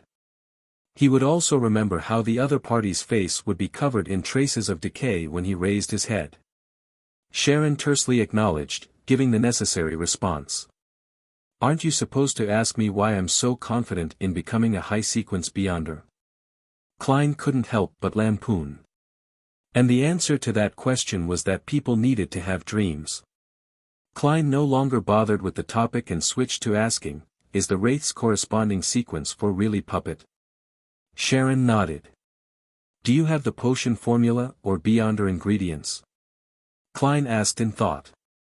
Sharon shook her head. Klein let out a soft chuckle. "I'll help you keep an eye out for it in my circle." Without changing her tone, Sharon said without changing her tone, "Thank you." Klein looked out of the window and muttered to himself, "I'm going to the south for a holiday. At this point, he said with a smile, as if he were speaking to a lawyer, Jürgen, let me wish you and Marek a happy new year in advance. Sharon was silent for 2 seconds, then she pursed her lips and replied in a fleeting voice, Happy New Year. Her figure gradually faded and disappeared from the carriage. Looking at the little boy behind the altar and hearing his slightly hoarse and tender voice, Derek felt as if he was facing the most terrifying monster. He almost performed a downward cleave with the axe of hurricane in his hand. From what he knew, a person who could survive in the pure darkness for so long was definitely not human. Even if he was one before, it definitely wouldn't be one after that long. Demon Hunter Colin's eyes seemed to brighten a little. He tightened his grip on his sword and asked in a calm voice, What are you doing here? The yellow-haired boy who called himself Jack had a pained expression as he replied, We're looking for the holy residence of the Lord. The holy residence of the Lord? Colin pressed. Right. The little boy Jack turned his head and looked at the pitch-black cross and the statue of the overturned man. They told me that as long as I go in the direction that the Lord's eyes look in, then I will be able to reach his holy residence. You still have companions? Colin's eyes moved one full revolution as if he were a monster, taking in the surroundings. Where are they? Hearing this question, the little boy Jack was stunned for a moment. Suddenly, he held his throat, and with a twisted, blank look on his face, he said, I'm so hungry. So hungry. Chapter 458, An Ancient Sanguine Translator, Atlas Studios Editor, Atlas Studios, So Hungry. Amidst his trance-like words, Jack raised his head and looked at Joshua, who was wearing a pair of scarlet-red gloves. So hungry. His mouth opened in an instant, reaching straight to his ears, revealing his neat white teeth and thick saliva that was constantly gushing out of his mouth. At the same time, he threw himself forward towards Joshua. He was so fast that he left behind an afterimage on the ground. Although Joshua was on high alert, he wasn't able to react in time. Before he could even make out what was happening, the little boy, Jack, had already pounced in front of him. Thump! The yellow-haired figure seemed to slam into an invisible wall, stopping only a step away from Joshua. Jack suspended himself in midair as a reddish glow from the darkness emerged from his body and started to corrode the transparent barrier that was denying him entry. Behind Joshua and Derek, Demon Hunter Colin had already fallen to one knee at some point. He had stabbed his sword, smeared with a silver ointment, into the ground. Soon after, the area around the altar instantly brightened, as if it was the purest ray of the light of dawn. Colin suddenly drew his sword, and his figure strangely split apart, turning into a series of afterimages that spread out around the altar. Every single figure raised the sword in their hands at the same time and, combined with the light of dawn in the vicinity, released a bright glow. So. One sword after another was thrust forward as the light of dawn converged towards Jack from all directions, encircling him in the middle. Under the brilliance of the rising sun, the black and red figures quickly evaporated, disappearing under the storm-like barrage of attacks. In the underground hall where the altar was located, the brilliance became abnormally bright, so bright that Derek Bird couldn't help but close his eyes. With a sudden jolt, he suddenly woke up from his slumber and saw a bonfire quietly burning in front of him and his teammates, who were diligently guarding the camp.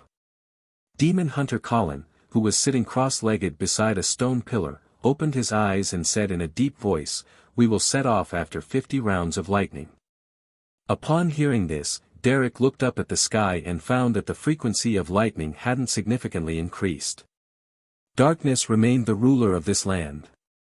When he thought of the city he was about to arrive at and the temple of the fallen creator, he couldn't help but feel slightly nervous. After spending some time calming himself down, Derek quickly ate his food and recovered his combat-ready state. I wonder what will happen in that temple. Holding the axe of hurricane, he came to the middle of the group. Within the campsite, lanterns that were covered with a thin layer of animal hide were being lit one after another. 15, Minsk Street. Klein heated the water, adjusted the temperature, and took a comfortable bath. With the languidness after a bath, he took 4 steps counterclockwise and went above the grey fog. He intended to use divination to make a confirmation about the evil spirit's matter. In the silence of the ancient palace, Klein leaned back in his chair and began to seriously consider which divination method to choose and how to design the divination statement. It had to conform to the principles of mysticism, it shouldn't involve subdivision or elimination, and it had to contain sufficient information. After a short period of silence, Klein leaned forward and wrote down what he wanted to confirm: the evil spirit in the ruins harbors strong malice towards Sharon and me. He undid the spirit pendulum on his left wrist, gripped it with one hand, and began entering cogitation. After muttering to himself for a while, he opened his eyes and looked forward. This time, the topaz pendant was wildly rotating clockwise. This meant that the evil spirit's malice was stronger than Klein had imagined. At that time, there was nothing abnormal about the spiritual intuition we had. That evil spirit is also a powerhouse that's good at interfering with divination and prophecy. He definitely wouldn't have imagined that one of us has the temperance to resist desire, preventing her from being blinded by greed, while the other has experienced too many things to know what it means to ask a tiger for its skin. With a sigh, Klein returned to the real world and laid down on his bed. Unfortunately, the heat brought by the sun broach is only a psychological feeling and can't warm the bed. Before he fell asleep, he closed his eyes and thought with regret. South of the bridge, Rose Street, Harvest Church. After Emlyn White wiped the last chair, he straightened up and eagerly said to Father Yutravsky, "I've finished doing today's chores." "Damn old man, don't you suddenly get ideas of getting me to copy the Holy Bible?" Emlyn prayed inwardly. The object of his prayer had unwittingly changed from the moon to Earth Mother. Father Yutravsky stood there, making the vampire look like a child. He smiled and said, "Recently, you've been able to experience the joy and relaxation of working with dedication and gratitude. Go back and quietly feel the pulse of life and the pure joy that comes from it." "I haven't." Emlyn denied on reflex. Without saying anything, Father Yutravsky looked at him with a kind smile, turned and took a seat, and then began his nightly prayer. Emlyn White's lips quivered as he wanted to refute, but in the end, he failed to say anything. He silently left the Harvest Church and habitually closed the door. When he returned to his current residence, he found that the house was empty. Both his parents had disappeared without a trace. It was only after witnessing this scene that he remembered that there was going to be a sanguine gathering in the Backlund area tonight. Those fellows are really disgraceful. As noble sanguine, they should sleep in coffins or stay in their own rooms. Why are they mimicking humans and holding all kinds of gatherings? There's even dancing. Emlyn muttered contemptuously. As he spoke, he touched his belly and swallowed a mouthful of saliva before deciding to change into some clothes to attend the gathering. The Odora family sure is enviable. They actually have a pure human partner who runs several hospitals and has fresh blood every day. They can drink as much as they want, anytime they want. Emlyn put on his black top hat and quickly walked out of the house. Westborough, in a brightly lit villa.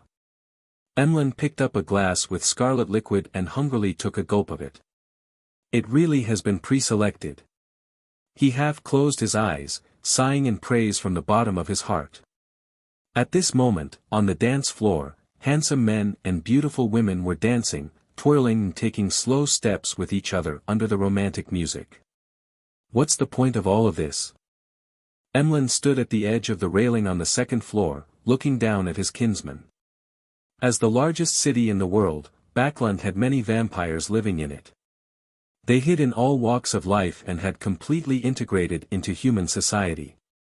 As for those who were unable to control their own destructive urges and bloodlust, they were either sent to castles deep in the mountains or were dealt with in advance to prevent the Nighthawks or other official Beyonder organizations from finding clues. As he looked at his fellow kinsmen, who were growing more spirited as the night went on, Emlyn increasingly felt like there was nothing in common between him and them. At that moment, the host of the banquet tonight, Cosmiodora walked over with a wine cup in hand. Smiling, he asked, "Do you like tonight's wine?" "Of course, its owner is young enough and possesses great vitality." Emlyn straightened his back and assumed a noble posture. Based on appearances, Cosmiodora was a very gracious middle-aged gentleman, but Emlyn knew that he was over 200 years old. He had once seen Intis under the rule of Emperor Roselle, and then he moved to Lone because he had lived for too long and feared that his neighbors would discover something was wrong about him. Upon hearing Emlyn's praise, he smiled and said, "Yes, its owner is a young lady who was stabbed by a thief and nearly lost her life. Fortunately, she met me, and this is the price she needs to pay for her recovery. You can have a taste of the wine over there, as well as the wine over there. The owners are from Balam and Fainapotter respectively. They have different flavors." Fainapotter? Mother Goddess, the humans there love chili so much that their blood has a spiciness that I can't stand. Mother Goddess. As he spoke, Emlyn suddenly paused, his expression instantly turning blank. The corner of Cosmi's mouth twitched, and he pretended not to hear anything. In the awkward silence, he cleared his throat and said, "Emlyn, that's just your imagination. By the way, my grandfather wishes to meet you." "Your grandfather?" Emlyn was startled for a moment, but he then immediately widened his eyes. "Lord Nibs." Nibs-Odora was a powerful sanguine who had been active in the Fourth Epoch, but the times had corroded his life and forced him to lie in a cold coffin for extended periods of time. Cosmi nodded solemnly. "Yes." With that, he turned and walked to another staircase on the second floor, not considering the possibility that Emlyn might refuse him. Emlyn followed, a little nervous and uneasy, thinking about the purpose of Lord Nibs's summons. Has he finally understood that the honor of the sanguine is more important and has decided to help me get rid of Father Yutravsky's psychological cue? As he walked, Emlyn White developed a strong sense of hope. Following the stairs to the underground area, Emlyn White passed through a few secret doors and entered a large grey hall. In the center of the hall was a heavy coffin made of black iron, engraved with symbols and magic labels. After Cosmiodora reported Emlyn's arrival, a heavy and aged voice slowly came out from the coffin. "Emlyn White, do you know why I summoned you?" "Honorable Lord Nibs, I imagine that you are planning on helping me remove the psychological cue," Emlyn responded without hesitation. Silence reigned in the underground hall for a few seconds. Then, Nibs-Odora, who was lying in the coffin, chuckled and said, "That's one of the purposes, but it won't be me helping you.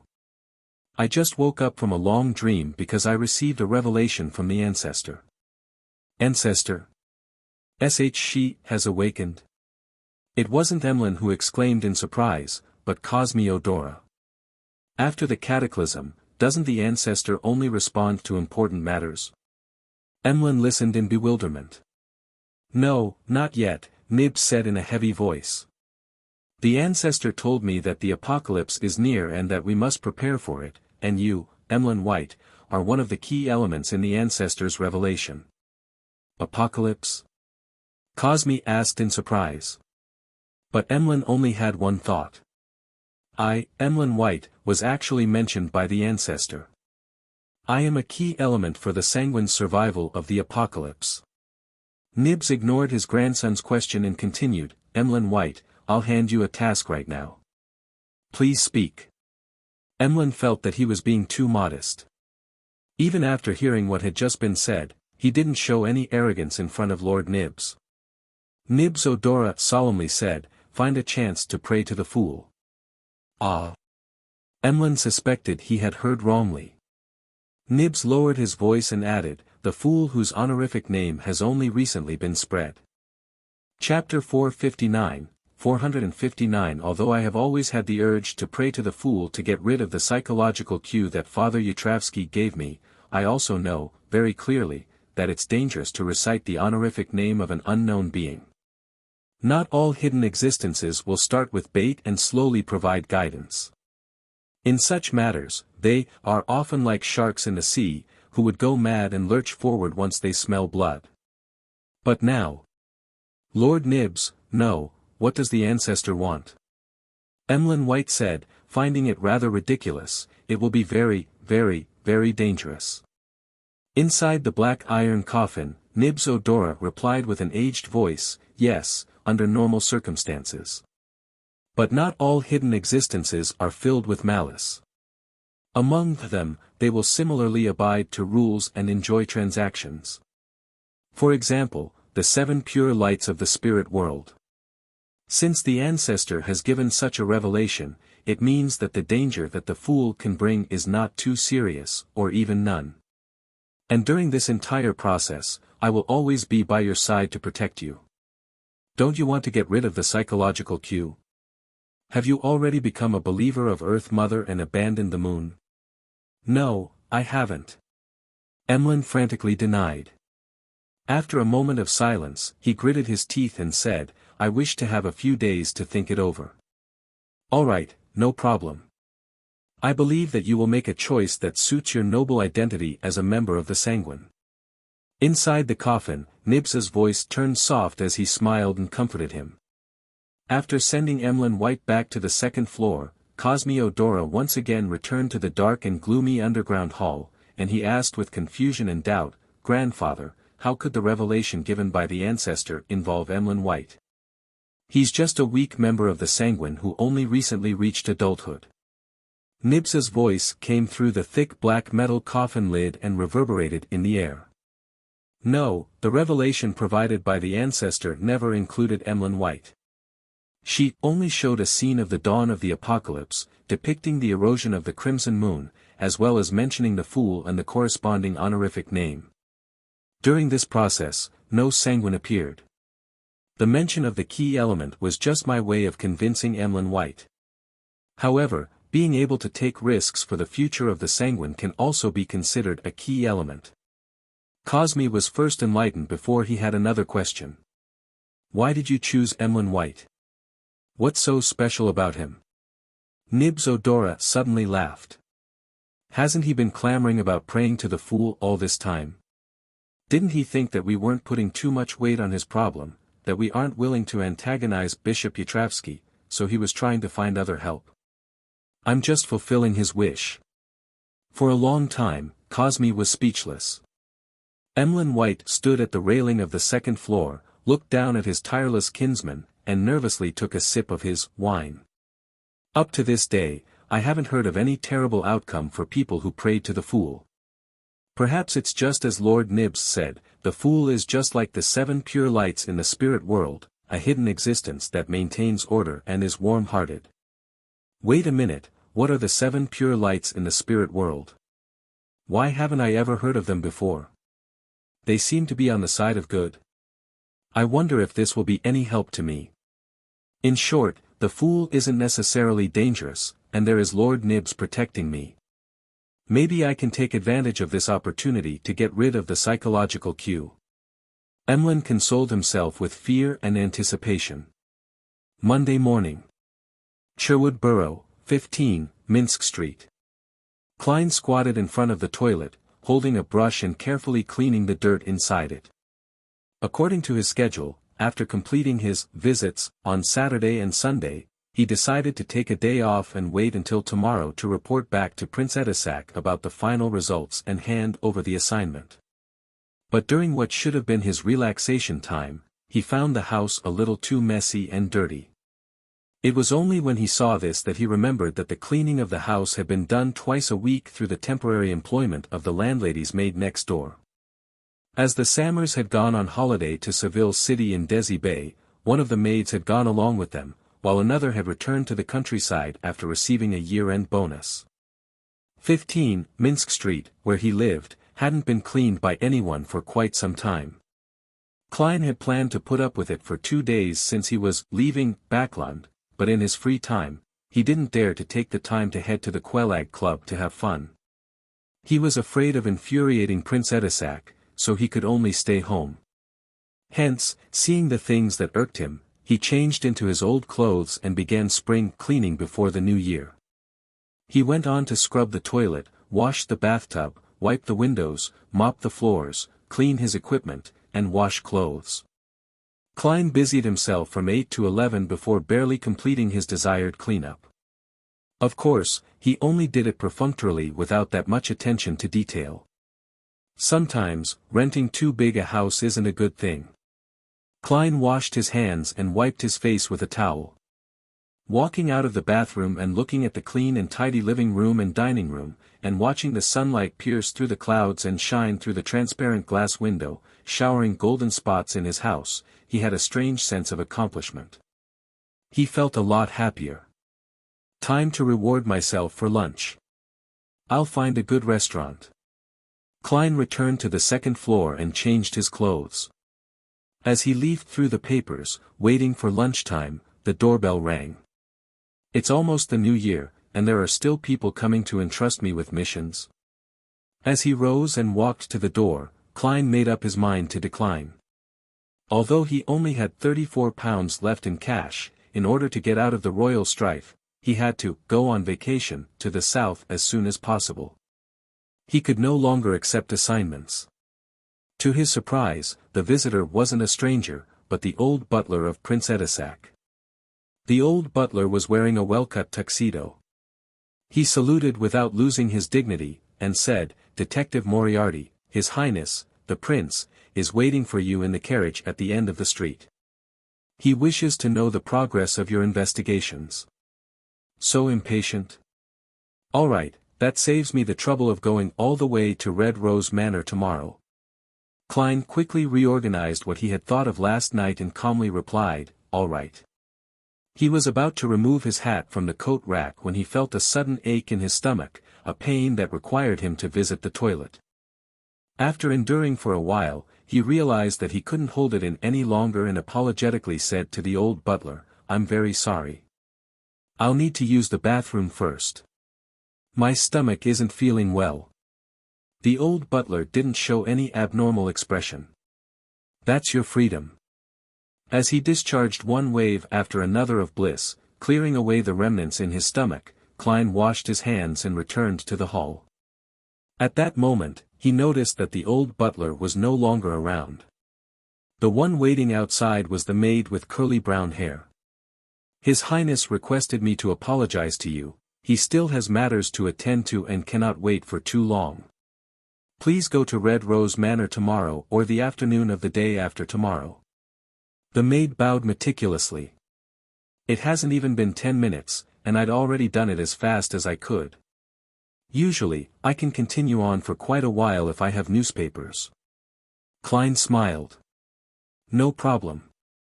After receiving a response, the maid who had completed her mission immediately felt a weight off her chest. She giggled and said, "Detective Moriarty, you missed that lady again." "Huh?" Klein was at a loss. The maid lowered her voice and said, "This time, the young lady came with His Highness. She was the one who suggested taking a detour to meet you. In the end, I missed her because of my stomachache. Something isn't right." Klein frowned slightly. In a room padded with a thick and soft carpet, a quill that was being held came to a pause and stopped writing. In the open notebook beneath it, there were lines of text and marks of scribbled-out text, scribbles. "Target attempted to escape control, but unfortunately, Detective Sherlock Moriarty leaves before she heads downstairs." The target influenced the surrounding maids, but Prince Edisac's butler, Funkel, chanced upon the problem and dealt with it. Scribbles, the target went off track once again. She participated in Talim's funeral on behalf of Prince Edisac. However, having quickly recovered to her normal state, she realized that she was unable to identify Sherlock Moriarty, and she could only let a chance slip. Sherlock Moriarty went to Red Rose Manor to investigate, but the timing wasn't right, and the target happened to be riding horses on the golf course. Scribbles, the target, once again, triumphed over the arrangement, encouraging Prince Edisac to visit Detective Sherlock Moriarty.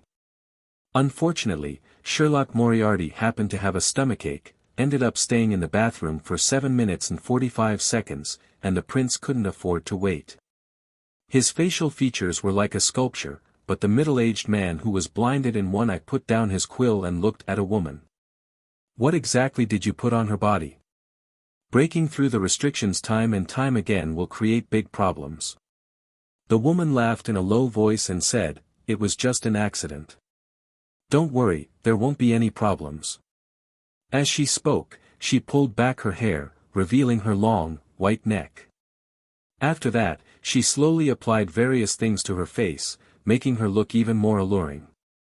Seeing that she was putting on her clothes and accessories, the dark golden-haired middle-aged man frowned and asked, "Where are you going?"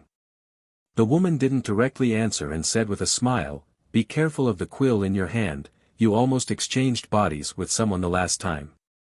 "You don't need to remind me," the middle-aged man with deep blue eyes to the point of being black said with a straight face. The woman tightened her belt to make herself look thinner, then she lazily stretched and yawned while covering her mouth. "I'm going to pay a visit to Mr. A of the Aurora Order. I hope he's as crazy as the rumors say." As she spoke, the expression of the blind middle-aged man suddenly sank.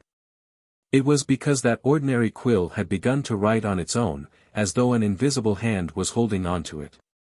Chapter 460, Cyclic Explorations Translator, Atlas Studios Editor. Atlas Studios. Above the gray fog, the ancient temple-like building stood quietly. After noticing some abnormalities in the series of coincidences, Klein entered the mysterious space after lunch, in an attempt to confirm a guess in his mind. He picked up a fountain pen he conjured, paused for 2 seconds, and then wrote, "I am involved in a series of coincidences created by sealed artifact 0-08. Putting down the dark red pen, Klein held the silver chain in his left hand and began his divination. Finally, he opened his eyes and looked at the spirit pendulum just inches away from him. The topaz pendant stood still without any rotations. This meant that the divination had failed. Divination cannot be completed, possibly due to not fulfilling sufficient conditions, or it could be because 0-08 is resisting it. In both cases, a similar result would occur. Klein changed his statement and tried to direct it at different targets, but all of them failed. He tapped the edge of the long model table with his finger, hesitating on whether he should go to Red Rose Manor the day after tomorrow. If there's no 0-08 or a similar power to arrange these matters, then my sudden escape will definitely raise Prince Edisac's suspicion. No, my escape might not be successful. Prince Edisac's men live next door. Of course, since I'm already a faceless, it's easy for me to find a chance to escape when I'm out, but is there a need to go this far? Tomorrow afternoon, I'll be able to leave Backlund without attracting too much attention by honestly seeking an audience with Prince Edisac and normally handing over the mission. His Highness will likely not force me, an unaffiliated Beyonder, to accomplish too difficult a task. If there really is a sealed artifact or demigod like 0-08 influencing the recent events, then from my past experience, I should just be a side character who mistakenly entered the stage and haven't received enough attention. In this case, escaping is tantamount to telling the other party that I have detected your presence. I'm highly problematic. In this way, relying on my faceless powers wouldn't necessarily allow me to escape the attention that has locked onto me. The best method would be to calmly go to the Red Rose Manor and go through the normal procedures to exit the stage. After graciously bowing from the curtain call, I'll fade away from the attention of the unknown party. After combining the two elements, Klein finally decided to pretend that he hadn't discovered anything and to leave Backlund according to plan. The bonfire in the campsite was burning with flames, and there was someone standing guard inside the campsite the entire time. Derek Berg leaned against a stone pillar and slept to recover his strength. At this moment, he was dreaming of the endless grayish-white fog, an ancient chair situated at the highest point in the center, as well as the indifferent figure sitting on that chair, overlooking everything. "Mr. Fool." Derek said the name in a chanting manner in his mind. Following that, he heard the fool's voice, "Prepare for the gathering." "Yes, Mr. Fool." Derek answered silently and began counting his heartbeats. His eyes never opened, as if everything that had just happened was just a prelude to a dream. "There's still quite a bit of time before we set off. There's enough time to attend the tarot gathering, he thought with relief. He originally imagined that he, who had joined the exploratory team, would miss this gathering. After 1,000 heartbeats, Derek waited a little longer before he felt himself entering that quiet and serene divine hall. The moment he opened his eyes, scenes flashed through his mind. It was as if an external force had instantly injected all his lost memories into his head once again. The scenes were crumbling city walls, buildings crisscrossed with white and blue, the temple of the fallen creator with a similar architectural style as the city of silver, murals detailing the approaching apocalypse and the fallen creator's protection of the remaining humans from the 6 great evil gods, the beautiful and dangerous mushrooms, and Jack, the eerie pale yellow-haired boy of unknown origins. These kinds of scenes had repeated over and over again for a total of 5 times, but each time there was a slight difference in the details. The first time, outside the fallen creator's temple, all of the animal hide lanterns had been extinguished, nearly causing a tragedy. The second time, someone lost control of themselves and almost swallowed a mushroom. Fortunately, Chief Colin stopped them in time. The third time, the little boy, Jack, told a story, which was that he and his father had been searching for the Creator's holy residence in the endless ocean, and they ended up encountering a huge storm. The fourth time, Joshua was severely injured by Jack, who had mutated without any warning. The fifth time, the temple completely collapsed, blocking the exit of the underground area. And all of these occurrences ended with Demon Hunter Colin killing the little boy, Jack, and then started off with their rest in the camp, preparing to enter the ruined city. The beginning and end were connected as it repeated in a cycle. We've explored the temple 5 times. We have been living through this experience all this time, and there is no way to truly end it. The more Derek understood his sudden new memories, the more frightened and terrified he became. Audrey, who was sitting on the other side of the long bronze table, originally wanted to greet Mr. Fool and the others with a cheerful and light voice as usual. However, when she glanced over, she immediately noticed that little Sun's mood wasn't right. She immediately asked, "Mr. Sun, did something happen? Has the exploration of the true, fallen creator's temple not gone smoothly?" Derek seemed to have grabbed onto hope as he hurriedly described the rough situation once.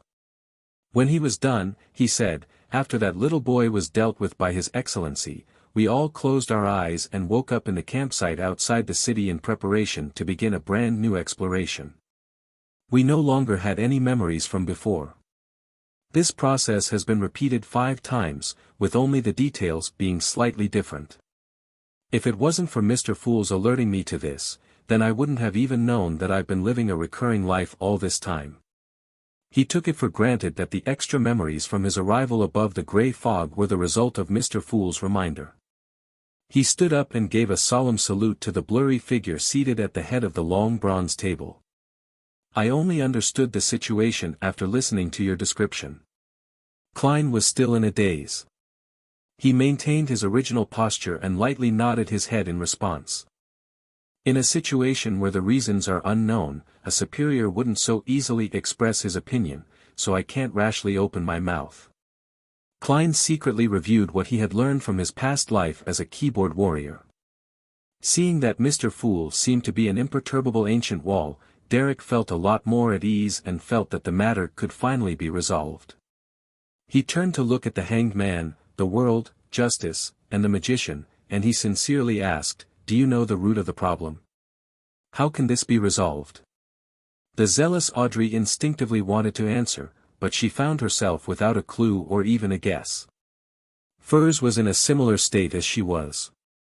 Filled with rich knowledge from Earth and having read many novels of being stuck in the same day, Klein originally wanted to control the world to give out ideas to give everyone some inspiration to consider regarding the matter, but after thinking about it carefully, he chose to stay low-key and prepared to observe first. After listening to the Sun's description, Alger remained silent for a long time. At this moment, he said in a measured tone, "I can only think of 2 possibilities. First, you have encountered a nightmare or hallucinatory power at a level that exceeds a demigod. After regaining your memories with Mr. Fool's help, you should be able to immediately detect something amiss once you return to the real world. That way, the problem will easily be resolved.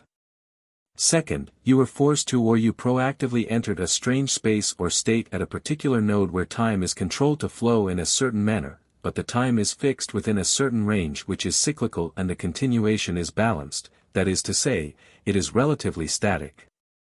In this situation, there aren't many ways to end the cycle.